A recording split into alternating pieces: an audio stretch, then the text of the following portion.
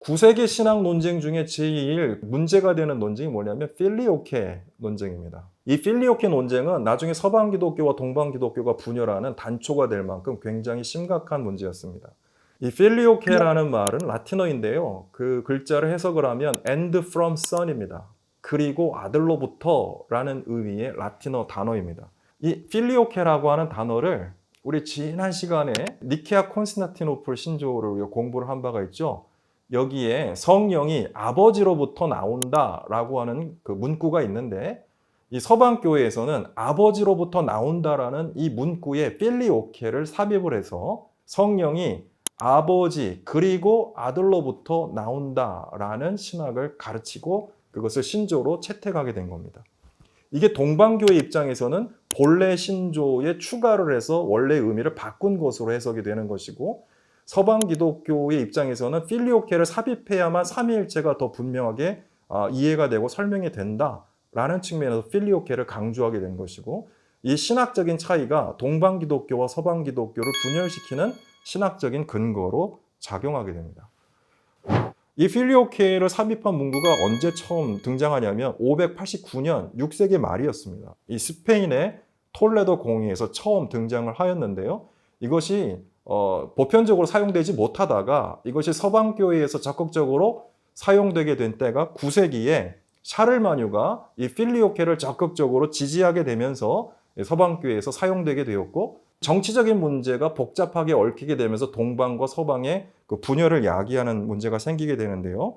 비잔틴 제국의 그 신학적 중심지는 콘스탄티노플입니다. 왜냐하면 수도가 콘스탄티노플에 있었기 때문에 이 동방 기독교 황제의 이 미카엘 3세가 자신의 말을 듣지 않는 이 콘스탄티노플의 대주교를 축출을 하고 자신이 신임하는 포티우스라는 신학자를 콘스탄티노플 대주교로 임명하게 됩니다.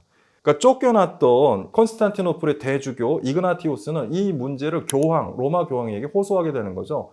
내가 불법하게 쫓겨났다, 부당하다.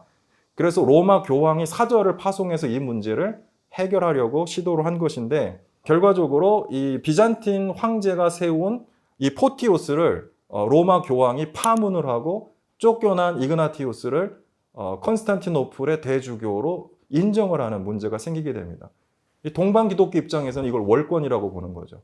왜냐하면 로마 교황은 로마 교회에 대한 지배권을 갖고 있지 기독교 세계 전체에 대한 지배권을 갖고 있지 않다.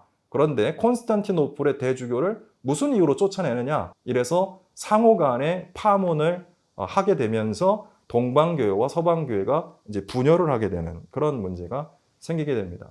동방교회는 서방 기독교를 공격하면서 필리오케 문제를 가지고 옵니다. 이거는 불법한 것이고 그래서 이단적인 것이고 이런 이유를 들어서 로마 교황을 파문하게 되는 거죠. 이 9세기의 분열이 11세기에 그대로 재현이 됩니다.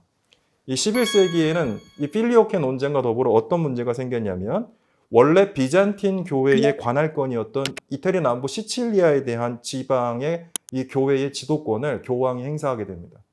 그래서 이 문제를 콘스탄티노플의 대주교였던 미카엘 세룰라리우스가 항의를 하게 되는 거죠. 그래서 교황이 사절, 훈베르트라고 하는 사절을 이 콘스탄티노플 대주교에게 보내서 해결을 하려고 했는데 이 훈베르트는 매우 완고하고 또 공격적인 사람이었어요. 이 교황의 권위를 강조하면서 이 미카엘 세룰라리우스, 이 콘스탄티노플 대주교를 파문장을 던진 것입니다. 그랬을 때 이 미카엘 세룰라리우스도 이 교황 사절과 교황에 대해서 파문장을 던지게 됨으로써 1054년에 동방 기독교와 서방 기독교가 완전히 분열되게 되는 분열을 경험하게 된 것이죠. 자, 이런 과정을 통해 동방 기독교와 서방 기독교가 분열되어서 하나의 기독교 세계가 이제는 단절된 기독교로 분열되는 역사적인 아픔을 갖게 되었습니다.